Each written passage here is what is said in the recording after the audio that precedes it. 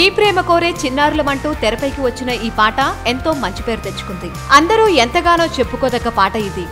ఈ పాట దేవుళ్ళు సినిమాలోని పాట. ఈ పాట ఇప్పటికీ ఎంత మారుమోగుతుందో మనందరికీ తెలిసిన విషయమే.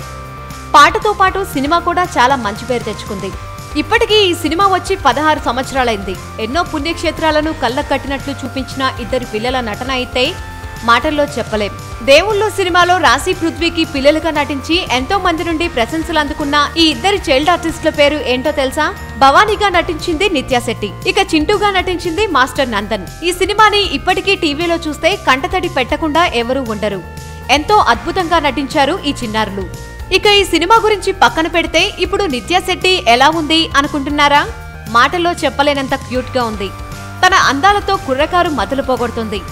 ఇటు చిన్నతనంలోనే మంచి పేరు తెచ్చుకున్న నిత్య ఇప్పుడు తన అందచందాలతో కుర్రోళ్ల గుండెల్లో హీరోయిన్ గా ముద్ర వేసుకుంది.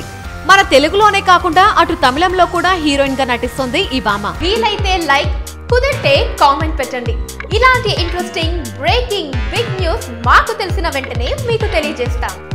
దీనికి మీరు చేయవలసిందల్లా ఇక్కడ కనిపిస్తున్న సబ్స్క్రైబ్ బటన్ ని నొక్కి సబ్స్క్రైబ్ అవ్వండి.